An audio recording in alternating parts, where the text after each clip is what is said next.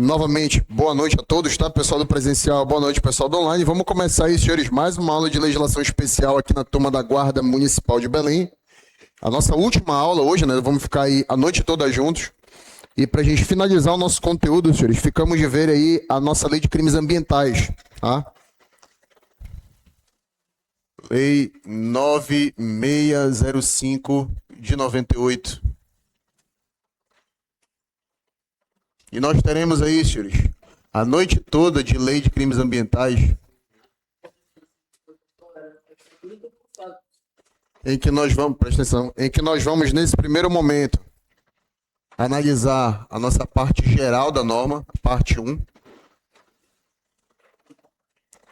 E depois do intervalo a gente vai conversar sobre a parte 2, tá? Falando só sobre os crimes, certo? Primeiro ponto relevante, senhores. Sujeitos do crime.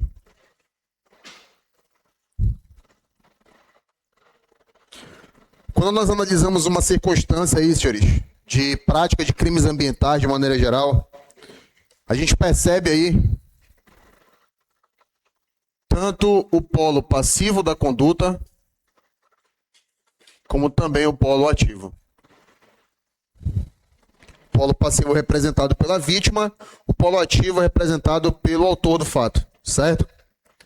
Quando nós falamos aí, senhores, de quem é a vítima de crimes ambientais, como o meio ambiente ele é considerado aí um direito difuso, ou seja, um direito pertencente a todos, um direito, senhores, de terceira geração, quando a gente estuda lá na nossa Constituição.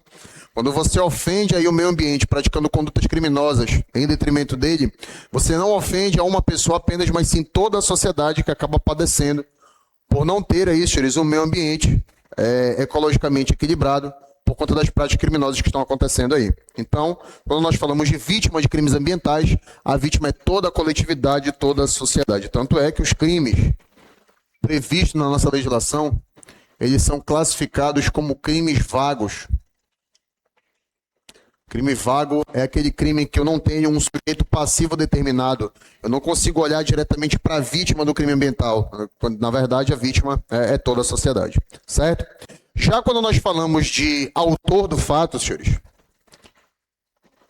a doutrina fala para a gente que qualquer pessoa pode praticar crimes ambientais, certo? Só que o grande X da questão aqui, senhores, é que aqui não somente a pessoa natural pode ser autora ou coautora da prática de crimes ambientais, mas também a pessoa jurídica. E que nós temos uma exceção aqui, senhores, no nosso sistema penal, que afirma que pessoas jurídicas, que empresas, em tese, não podem responder criminalmente no Brasil, tá? Salvo se for aí pela prática de crimes ambientais, que é a temática da nossa aula de hoje. Então nós temos aqui, senhores, tanto a possibilidade de uma pessoa natural, como nós, tá? Praticar crimes ambientais e responder criminalmente por isso, como também pessoas jurídicas, empresas, tanto de praticar como também responder criminalmente por isso, certo? Só que por razões óbvias, o processo que vai tramitar contra uma pessoa natural, apesar dos ritos serem bastante similares, mas as penalidades são totalmente diferentes. Não tem como aplicar a mesma penalidade uma pessoa natural e uma pessoa jurídica. Não tem como, por exemplo, restringir a liberdade da pessoa jurídica. São sanções que não se coadunam aí com a natureza da pessoa que nós estamos analisando, tá? Então, o que a gente vai notar aí, senhores, na sequência, durante a nossa aula? Que nós vamos ter aí, senhores, dois grandes grupos de penas, certo? Que vão derivar de uma condenação criminal transitada em julgado. E que penas são estas? São as penas aí, senhores, que são aplicáveis às pessoas físicas, às pessoas naturais, e as penas que são aplicáveis às pessoas jurídicas. Basicamente, a temática da nossa aula vai girar em torno disso, certo? Com alguns outros detalhes que a gente vai ver aí no decorrer da nossa aula. Eu só quero ler aí, senhores, Alguns dispositivos com os senhores, como por exemplo o artigo 2º, que ele fala assim pra gente, olha, quem de qualquer forma concorrer para os crimes praticados previstos nessa lei incide nas penas a estes combinadas, na medida de sua culpabilidade. Bem como o diretor, o administrador, o membro de conselho, órgão técnico, auditor, o gerente, preposto, mandatário de pessoa jurídica que, sabendo da conduta criminosa de outrem, deixar de impedir a sua prática quando podia agir para evitá-la. Certo? Então, basicamente aqui, senhores, ele está apontando pra gente um ponto bastante relevante a respeito da conduta que envolve a prática de crimes ambientais. E o que ele afirma para a gente aí, senhores? Que, em tese, os crimes aí, senhores, previstos na nossa lei de crimes ambientais são crimes comissivos. Ou seja, são crimes praticados através de uma ação, de um fazer aquilo que a lei proíbe, certo? Só que essa lista de pessoas que a gente acabou de ler agora, diretor, gerente, mandatário, preposto de pessoa jurídica, essas pessoas, segundo a nossa legislação, estão na posição de garantidores. Garantidores do que, senhores? Da não ocorrência do resultado, certo? Eles têm o dever legal de agir para evitar uma determinada prática criminosa, obviamente quando eles têm ciência de que ela está acontecendo, e se eles não agirem, eles vão responder criminalmente, senhores, na posição de garantidores, pelos chamados crimes omissivos e impróprios.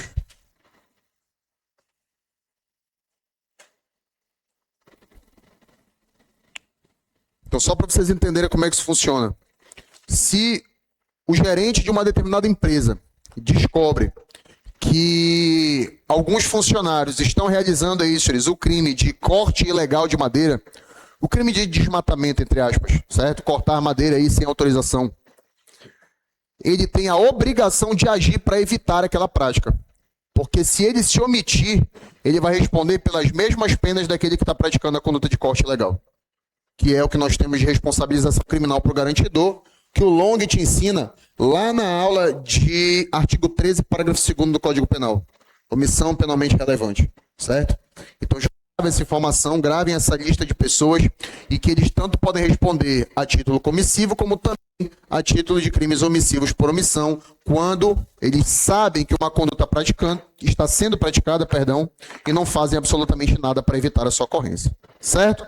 Esse é o primeiro dispositivo que eu queria ler com vocês. O outro é o artigo 3º. Ele fala assim, olha, as pessoas jurídicas serão responsabilizadas administrativa, civil e penalmente, conforme disposto nessa lei, nos casos em que a infração seja cometida por decisão de seu representante legal ou contratual, de órgão colegiado no interesse ou benefício da sua entidade. Aí, parágrafo único. Na verdade, era para estar no próximo parágrafo, mas, enfim, parágrafo único. A responsabilidade das pessoas jurídicas não exclui a das pessoas físicas, autoras, coautoras ou partícipes dos mesmos fatos. O que ele quer dizer com isso aí, senhores? Primeiro, a responsabilidade da pessoa jurídica, ela somente acontecerá quando a conduta criminosa, o crime ambiental, ele derivar de uma decisão de uma dessas pessoas aí. Certo?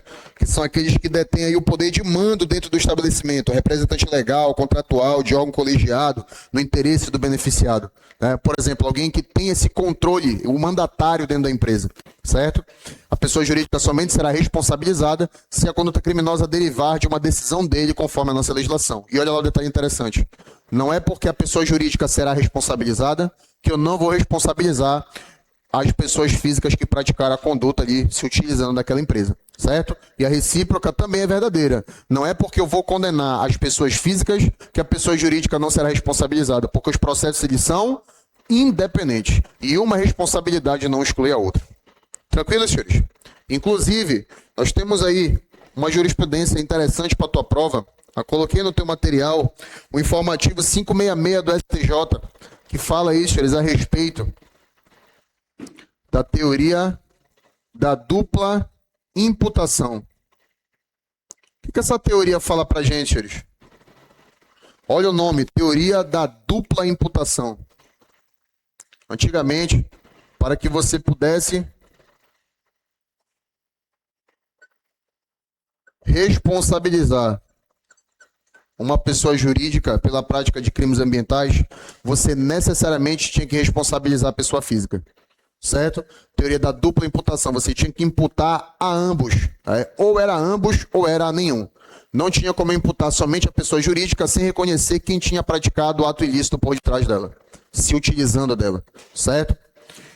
E aí, senhores, essa teoria ela chegou a vigorar em um determinado período no Brasil, só que chegou em um determinado momento que ela se tornou aí bastante desinteressante. E hoje, segundo a súmula 566 do STJ, ela não é mais aplicável.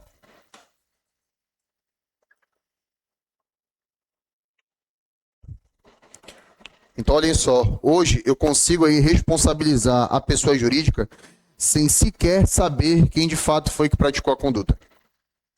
Independentemente de saber a autoria da conduta, se descobre que uma empresa está envolvida na prática de crimes ambientais, independentemente de quem tenha sido o autor, ela sozinha pode ser responsabilizada criminalmente, sem a necessidade de eu ter que responsabilizar o funcionário que praticou a conduta ali naquela determinada empresa.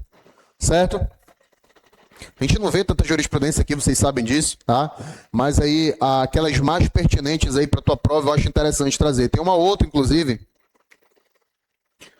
essa está lá no topo do teu material, que é sobre o princípio da insignificância.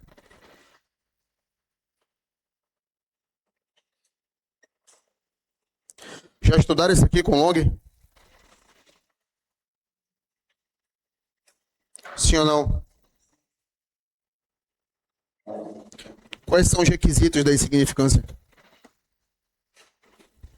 Já estudaram, né? Quais são os requisitos?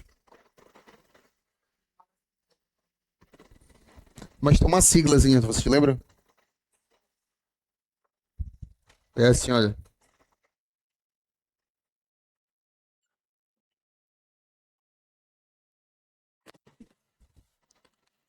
Lembra? Mínima oficialidade da conduta, a ausência de periculosidade da conduta do agente, reduzido o potencial ofensivo e inexpressividade da lesão bem jurídico. Quando eu tenho a soma desses 4 requisitos aí, nós invocamos o chamado princípio da insignificância, que torna o fato atípico. Ele deixa de ser crime, certo? E aí, senhores, a pergunta para a tua prova é a seguinte: se aplica o princípio da insignificância nos crimes ambientais?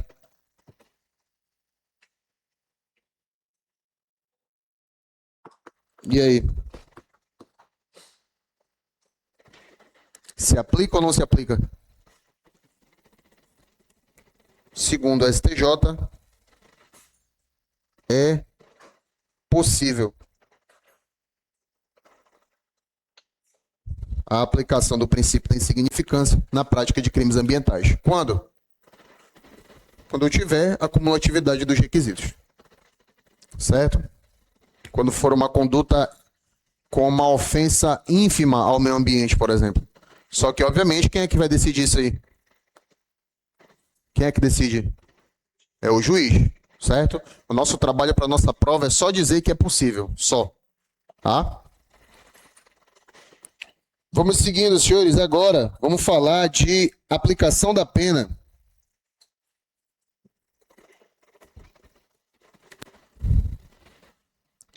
E já começar aí falando, senhores, dos critérios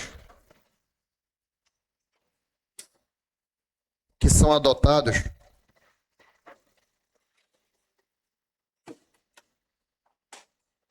para que se possa fixar as penas aí que derivam de uma condenação pela prática de crimes ambientais. Nós temos 3 critérios aí. O primeiro deles, qual é? Gravidade, não é isso?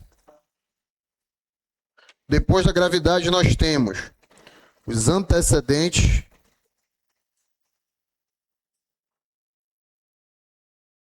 e, por último, a situação econômica do infrator.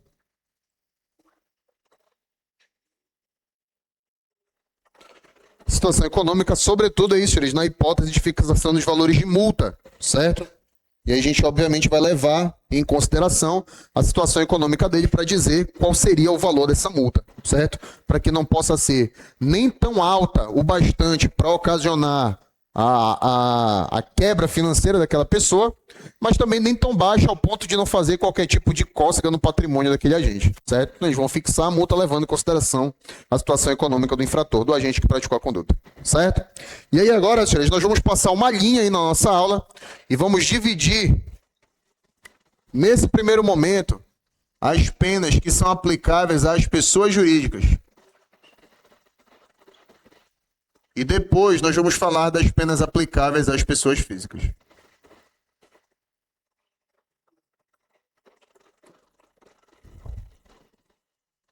Nós temos 3 grupos de penas previstos aí, senhores, para pessoa jurídica, certo? Ele fala que as penas serão de multa, de prestação de serviços à comunidade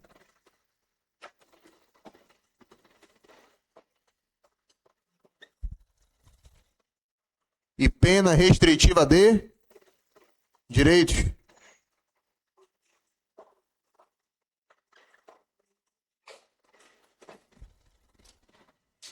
Aí a gente já vai adiantar logo a prestação de serviços à comunidade.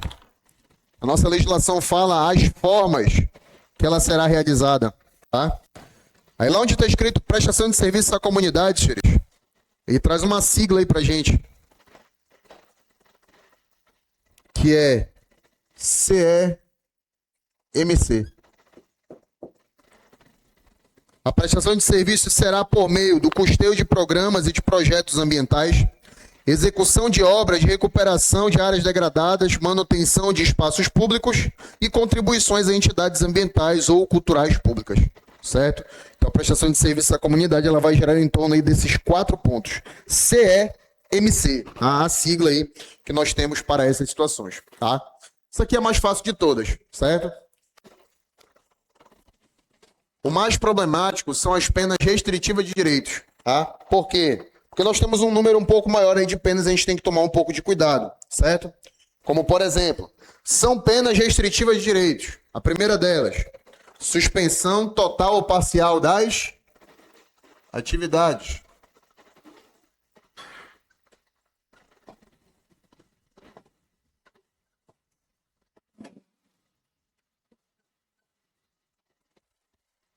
O que mais? Interdição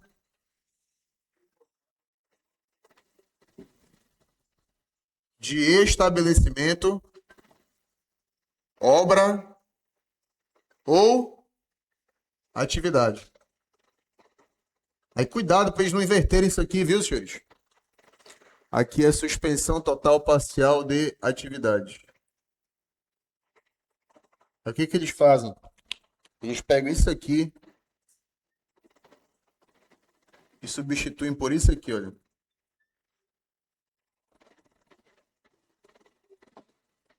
Aí eles colocam interdição de atividades ou suspensão total ou parcial de estabelecimento, obra ou atividade. Entendeu? Eles invertem. Se eles inverterem isso aí, pode marcar que está errado na questão. Daqui a pouco eu vou te mostrar uma questão que trouxe isso aí, inclusive, tá? Há algumas provas atrás, certo? Acho que foi 2023, se não me engano, essa questão. Beleza, senhores? Próximo. Proibição de contratar com o poder público, receber incentivos, subsídios, subvenções, isenções tributárias, fiscais, enfim. Proibição de contratar com o poder público de maneira geral, concorrer a licitações. E essa proibição aí, senhores, ela pode chegar até 10 anos.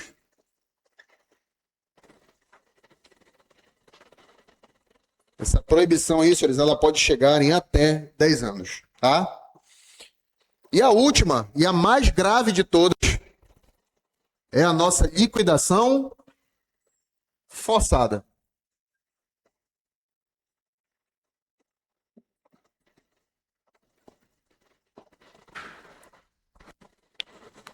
E o que é a liquidação forçada, senhores? Acompanhe aí no teu material.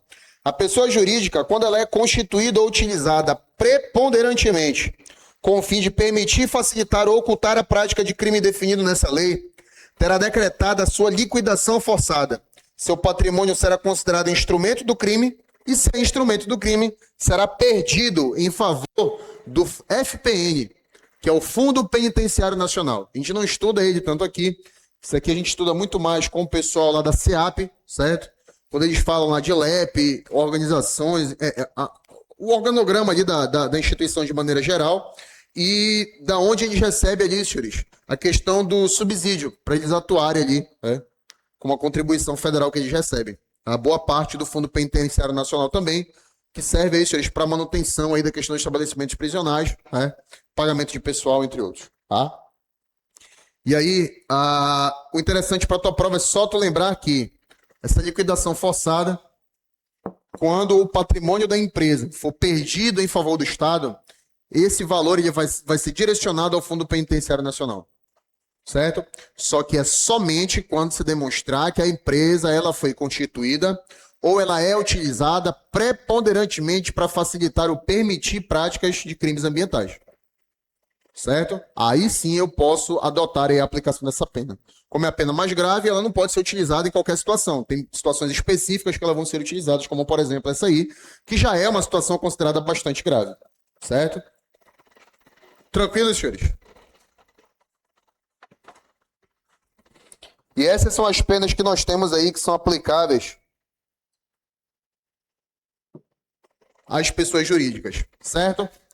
Agora, nós vamos conversar sobre as penas que são aplicáveis às pessoas físicas. Segunda parte aqui do nosso estudo. E aí, pergunta de prova, Pantoja. Se tu, Pantoja, praticar um crime ambiental, te pegaram lá na tua casa com 40 trinca-ferros dentro de uma gaiola. E, obviamente, sem a documentação para ter esses pássaros. Quais são as penas que vão ser aplicadas a ti por conta dessa conduta?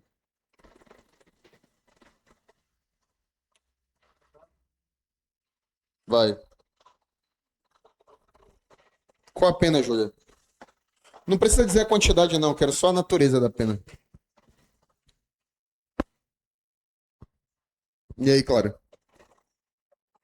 Vinícius? E aí? Qual é a pena? Se uma pessoa pratica um crime ambiental, senhores, ela vai para cadeia, sim ou não? Ela vai ser condenada a uma pena privativa de liberdade, certo? Diferentemente das empresas, que a gente não tem essa natureza de pena, não tem como você colocar uma empresa dentro da cadeia, certo? As pessoas elas vão cumprir uma pena eminentemente privativa de liberdade. Então, as penas aplicáveis às pessoas jurídicas, elas são aquelas que são combinadas nos próprios crimes.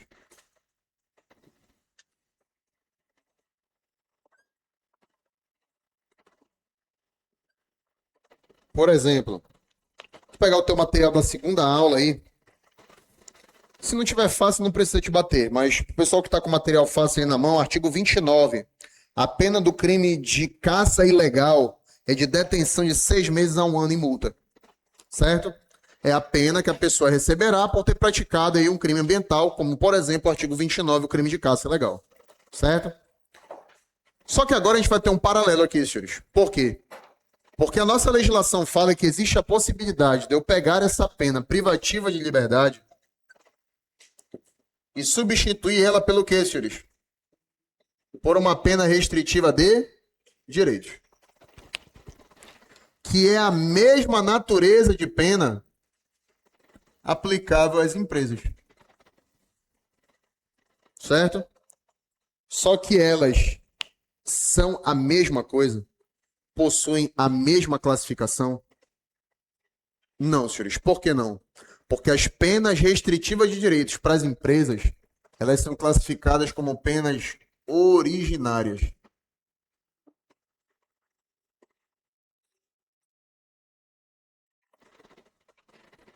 Certo? São as penas que derivam diretamente da conduta praticada aí por essas empresas, tá? E se elas forem condenadas, originariamente são essas as penas que elas receberão.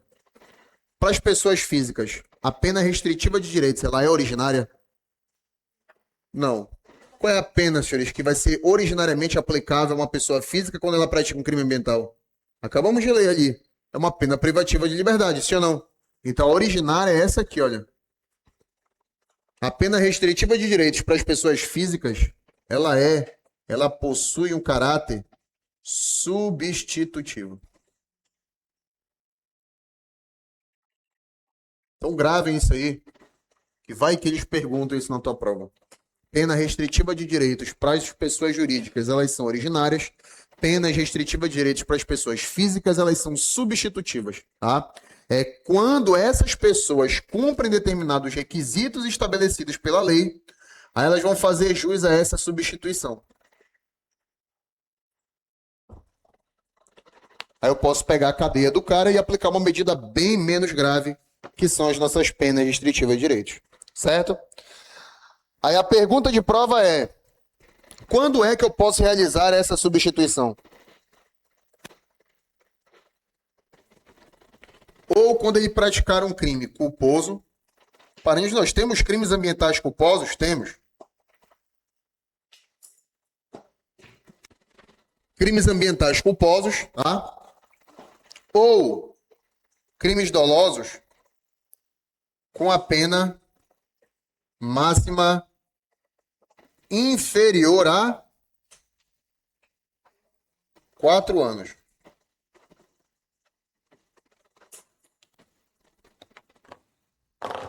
Ou crimes culposos, ou os crimes dolosos com a pena máxima inferior a 4 anos. E se é inferior a 4, o 4 está englobado, senhores?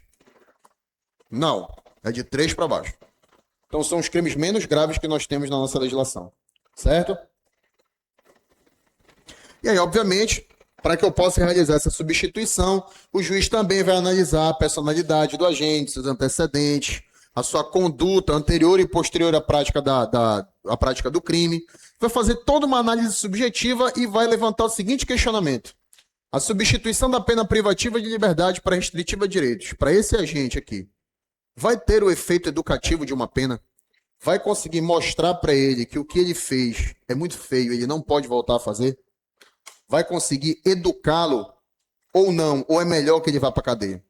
Se a resposta for as penas restritivas de direitos não vão servir, é melhor ir para a cadeia, aí o juiz não substitui. Agora, se o juiz analisar o cara e perceber, não, pela personalidade dele, antecedentes e tudo, eu acho que só isso aqui já vai servir. Aí ele vai lá e substitui. Certo? São os critérios subjetivos que eu coloquei no teu material. Tá? E aí, senhores, pergunta de prova. Por quanto tempo perdurará uma pena restritiva de direitos aplicável à pessoa física? Bom, a nossa legislação fala que o prazo de duração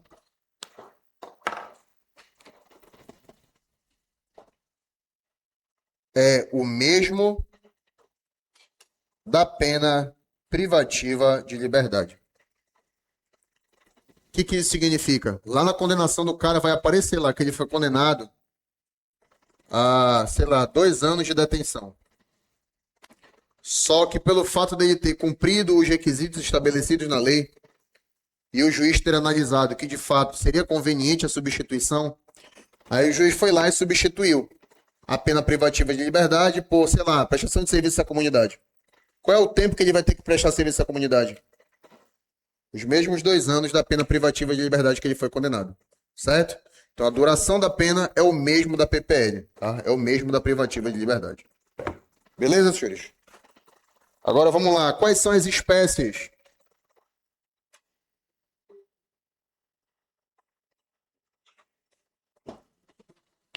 De penas restritivas de direitos que nós temos aplicável aí, senhores? A pessoa física, quando esta pratica aí um crime ambiental. E aí? Qual é a primeira? Prestação de serviço à comunidade.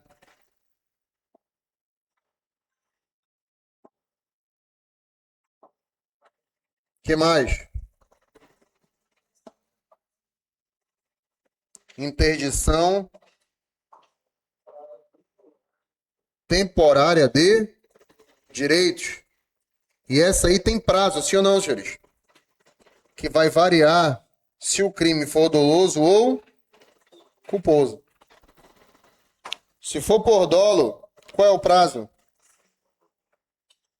E se for por culpa, 3 anos. Além da interdição temporária de direitos, o que, que nós temos mais aí?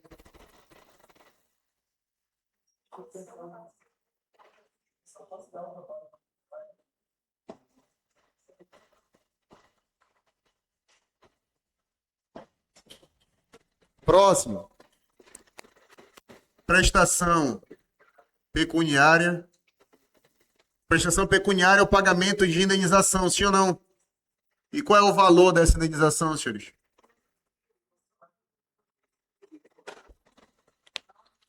A legislação fala assim, olha, que é de 1 até 365 salários mínimos, não é isso? Ou é 360? 60, né? Ah, perdão.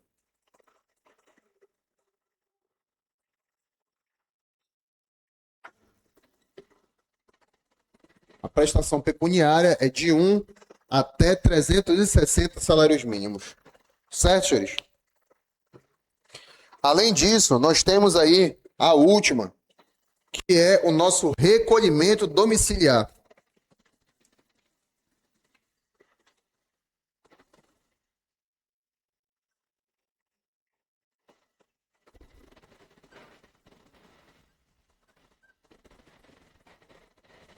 Que é uma pena isso, senhores, que vai obrigar o agente a ficar, né, dentro da sua casa, assim de lá poder sair, tá? Cumprindo aí a medida conforme o tempo previsto aí na sentença, certo? Essas são as penas, senhores. Acima, aplicáveis aí às pessoas jurídicas, abaixo, aplicáveis às pessoas físicas, certo? Teu trabalho para tua prova vai ser decorar todas elas, para que eles não invertam isso na tua questão, como nós vamos ver daqui a pouco, quando nós formos resolvê-las aí, certo?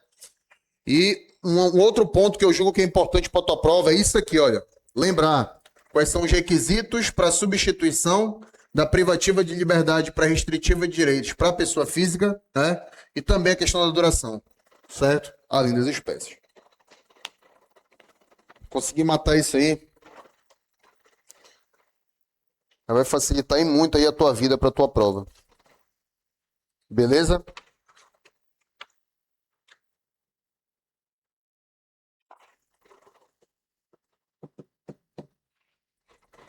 Aí, senhores, no tópico 6, esse é um tópico bastante frequente em prova quando a gente fala de guarda municipal. Está escrito assim, olha, circunstâncias atenuantes e agravantes. Viram lá? Eu organizei para vocês aí, senhores, em tópicos, justamente porque quando isso aqui cai em prova, cai de forma bem literal. Por exemplo, o agente praticou a conduta de tal forma, vou chutar aqui, praticou a conduta à noite, né? Essa é uma circunstância que agrava ou que atenua a pena. E aí, qual é o raciocínio que a gente vai fazer para nossa prova para a gente não errar isso aqui? Né? Toda vez que te perguntarem se agrava ou se atenua, qual é a relação que tu vais fazer? Atenuantes são aquelas condições ou circunstâncias que vão tornar as consequências do teu crime menos graves, certo? E as agravantes são aquelas que, se ocorrerem no caso concreto, vão tornar as consequências do teu crime mais graves. Então, por exemplo, nesse exemplo aí, que o agente praticou a conduta à noite, como é o momento em que a pessoa se aproveita por conta de estar com a vigilância reduzida, eu tenho aí uma agravante de pena e não uma atenuante, certo? Outras que ele pode estar na tua prova. O cara praticou a conduta em período de defesa à fauna. Por exemplo, era proibido caçar. E ele vai lá e pratica a conduta criminosa. Isso agrava ou atenua a pena? Agrava. Ele praticou a conduta em época de seca e inundação. Agrava ou atenua a pena? Agrava. Agora, quem praticou a conduta possui um baixíssimo grau de instrução ou escolaridade. Aí isso aqui agrava ou atenua? Então é esse o jogo que vocês vão fazer, tá? O teu trabalho inicial vai ser ler o tópico 6 e memorizar essas circunstâncias que agravam, que atenuam. Daqui a pouco tu vais ver nas questões que quando eles cobram de maneira bem direta, se agrava, se atenua para você marcar. E depois da memorização, né, se na hora da tua prova tu não conseguires lembrar de um ponto ou outro, tu pode utilizar esse macete aí que ele vai conseguir te livrar essa questão, tá? E tu vais conseguir acertar ela de maneira bem tranquila, ou então, pelo menos conseguir eliminar o maior número de alternativas possíveis e ficar ali numa condição mais confortável para que tu possa chutar. Certo, senhores? Vocês estudam Lei 9.099 aqui? Lei dos Juizados Especiais? Não?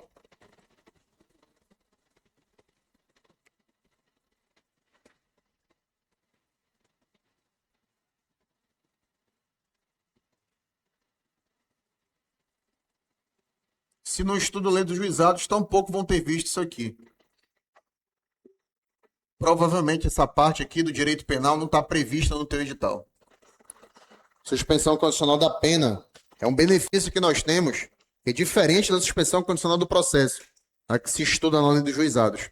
A suspensão condicional da pena, ou também chamado de sursi penal, é o agente ser condenado de forma transitada em julgado, e por ele cumprir os requisitos que são estabelecidos na lei, ele vai ser condenado, mas a execução da pena vai ser suspensa. O que seria a execução da pena?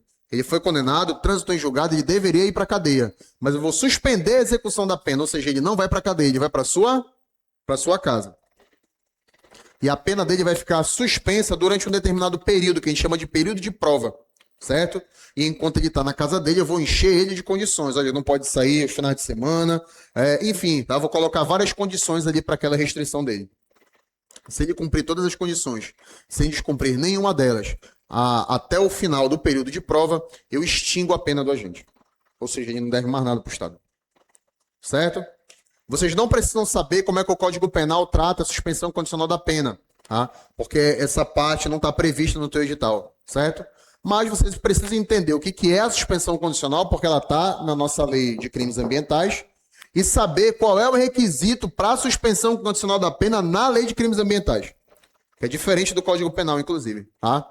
E aqui a nossa legislação fala que a suspensão condicional da pena será um benefício aplicável aos crimes ambientais com pena máxima. Aqui a gente não fala mais máxima, né? Já houve condenação. Com pena não superior a 3 anos. E aí, não superior a 3, o 3 está englobado, senhores? Não superior a 3, o 3 está englobado, senhores? Está englobado, pô. Olha lá, não superior a 3. Não pode ser 4, mas o 3 ele está inserido. Ele não vai estar inserido quando eu falo inferior a 3. Aí o 3 está fora, certo?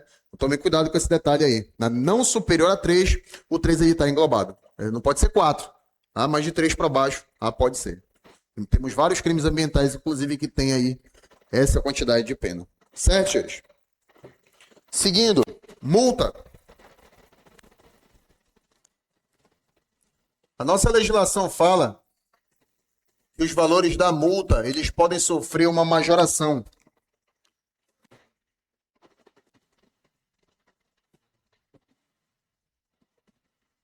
E essa majoração no valor da multa é de quanto, senhores?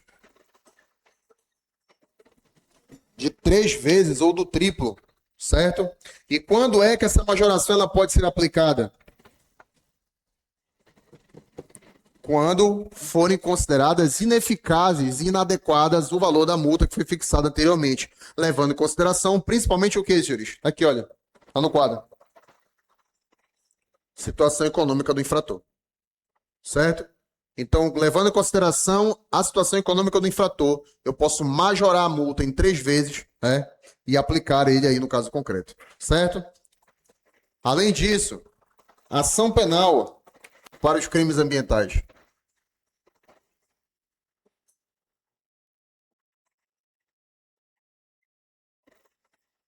Qual a modalidade de ação que nós temos aí, senhores? Para os crimes ambientais. Ação penal pública e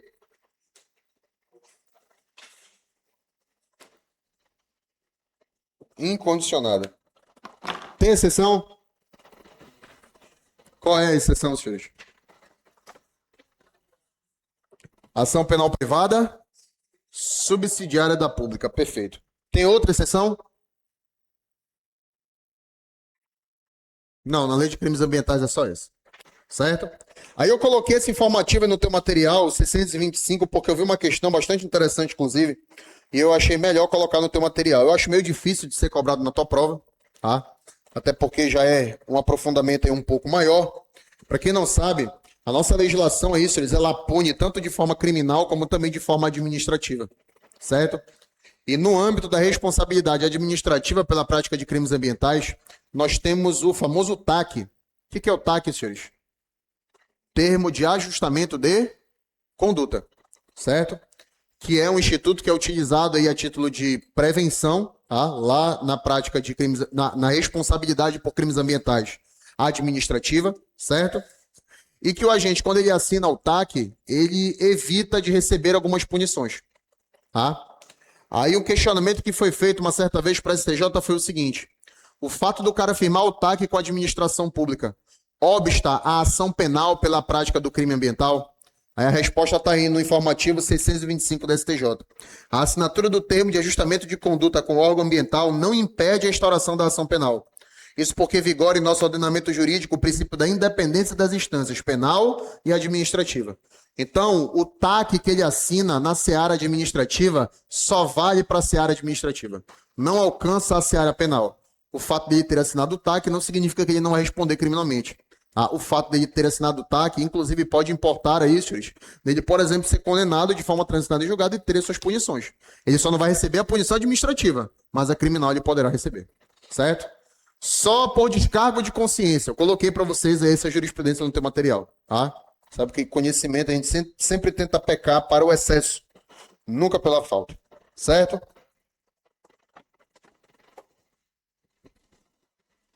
Lei dos juizados especiais. Na nossa lei de crimes ambientais. Vamos lá.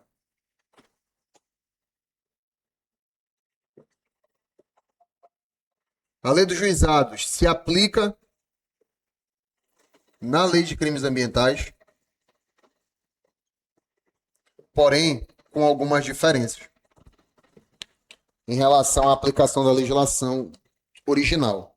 A gente não vai entrar no mérito da aplicação da Lei 9.099 de fato, por quê? Porque esse não é um assunto que vocês estudam aqui. Então nem adianta eu bagunçar a cabeça com vocês com informações que vocês sequer vão utilizar. Então, basicamente, o teu trabalho vai ser decorar como é que a Lei 9.099 se aplica na Lei de Crimes Ambientais, independentemente de como funciona lá, certo? E aí, senhores, na Lei de Crimes Ambientais nós temos vários institutos, chamados de institutos despenalizadores, que são a composição civil dos danos, que é quando você pratica um crime contra alguém e você resolve a prática criminosa com o pagamento de uma indenização, certo? E aí fica tudo certo entre as partes, tá? Quando isso falha, nós podemos ter aí, a transação penal, que é um acordo que tu vai firmar com a MP para tu receber imediatamente a pena de multa e de prestação de serviço à comunidade. E aí o processo ele nem segue em teu desfavor. E nós temos a suspensão condicional do processo. Tá? A gente não vai aprofundar em relação a isso, certo? O que a nossa lei de crimes ambientais fala a respeito desses institutos despenalizadores? Ela diz assim, olha, que o benefício da transação penal, que é o encerramento da persecução penal e a aplicação imediata da pena de multa e de pena restritiva de direitos, só será possível quando for realizado a composição do dano ambiental. O que isso significa? Resumo da ópera, de maneira bem simples para vocês entenderem. Primeiro o cara paga a indenização, certo? Eu vou calcular todos os prejuízos que foram ocasionados pela prática, pela prática do agente e vou estipular um valor a título de indenização, certo? Ele vai pagar esse valor. Quando nós realizarmos a composição do dano ambiental, aí sim, a partir disso, ele pode ser beneficiado pela transação penal. Certo? Ou seja, se ele não pagar, não tem o benefício da transação. Tá? Já te aviso, não é assim na Lei 9.099, na regra, na lei original.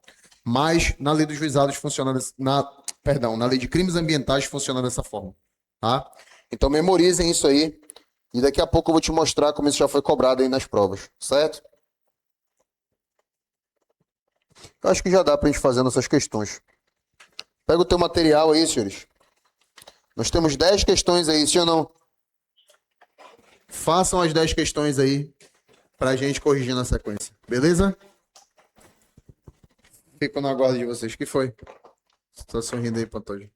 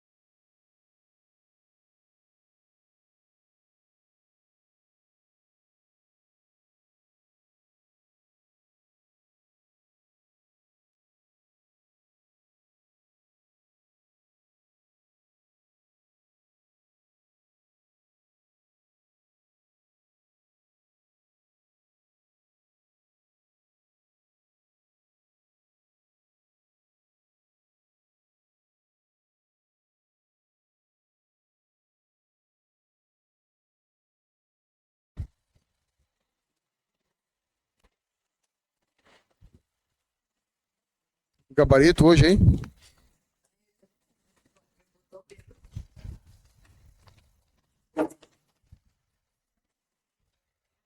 Uma das duas se deu bem, então, né?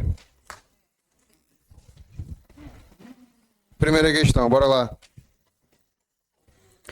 Na primeira, ele pede o gabarito incorreto. O que está errado aí, senhores? A assinatura do termo de ajustamento de conduta com órgão ambiental impede a instauração da ação penal. Impede, senhores? Não impede. Falamos sobre isso ainda há pouco, lá naquele informativo. Está no teu material. Primeira questão, gabarito incorreto, letra C. Consequentemente, todas as outras estão ok, estão corretas, tá? 2.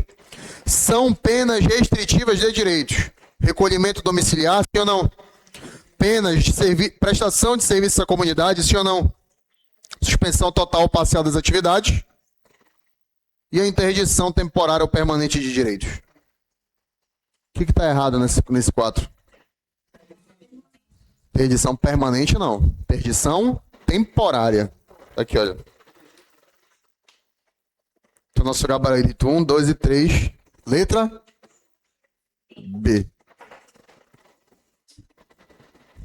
Acertou aí, claro?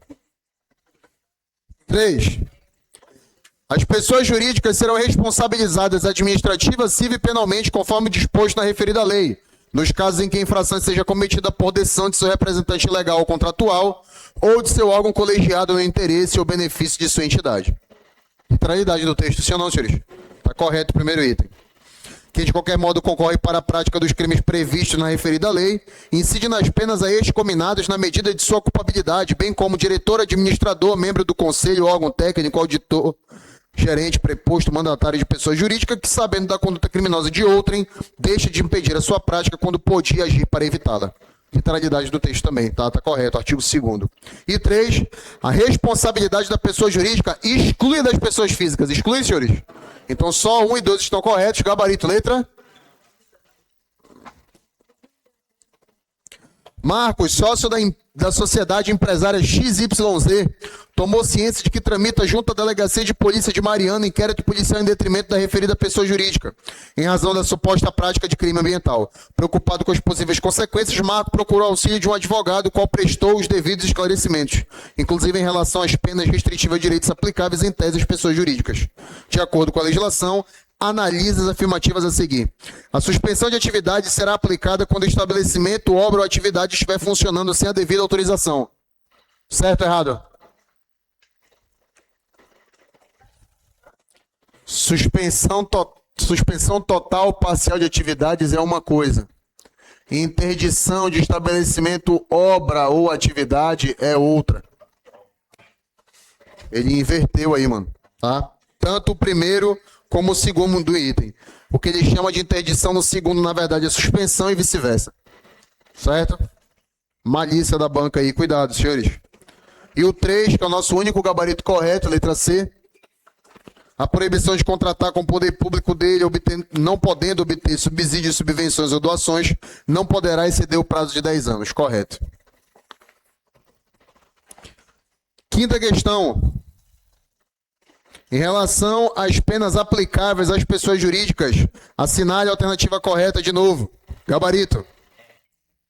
A proibição de contratar com o poder público dele obter subsídios, subvenções ou doações é espécie de pena restritiva de direitos aplicável à pessoa jurídica, está no quadro, e não poderá exceder o prazo de 10 dias. Perfeito. Quinta questão, gabarito letra E. Acertou? Empatou, foi? 6. Com relação aos crimes ambientais, assinale a opção correta. E aí, senhores? Gabarito? Alguém marcou letra A? Letra C de casa? Letra D ou E? Todos foram na B? Muito bom. A suspensão condicional da pena pode ser aplicada nos casos de condenação à pena privativa de liberdade não superior a 3 anos. Só não deixa de pegar essa pena aí e colocar processo no lugar, tá? Vai estar errado. É suspensão condicional da pena, não do processo. 7ª. A sociedade verdejante praticou determinada conduta que caracteriza crime ambiental. Passou então a buscar informações acerca da responsabilização prevista na lei, vindo a tomar conhecimento de que tal norma prevê também responsabilização administrativa em decorrência da mencionada conduta. À luz da lei em comento,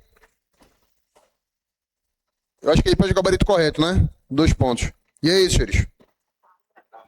Pode sofrer a apreensão dos instrumentos utilizados na infração, tanto na esfera penal, como também na esfera administrativa. 7ª questão, gabarito letra A. 8ª. O direito ao meio ambiente ecologicamente equilibrado vai além do ambiente individual, ultrapassa o interesse coletivo e se manifesta como um direito transgeracional, direitos difusos aí de terceira geração, estabelecendo a responsabilidade dessa geração para com as gerações futuras em uma continuidade progressiva. Nesse contexto, a lei dispõe sobre as sanções penais e administrativas derivadas de condutas e atividades lesivas ao meio ambiente. Sobre isso, ele pede o gabarito correto. O que vocês marcaram aí, pessoal? Nas infrações penais previstas na Lei de Crimes Ambientais, a ação penal é pública e incondicionada. Cadê? Está no quadro. 8ª, gabarito letra C. Na 8ª, alguém marcou outra que queira comentar? Qual? B. Nos crimes previstos na Lei 9605, a suspensão condicional da pena pode ser aplicada nos casos de condenação à pena privativa de liberdade não superior a 4. Não superior a 3. Beleza? 9ª.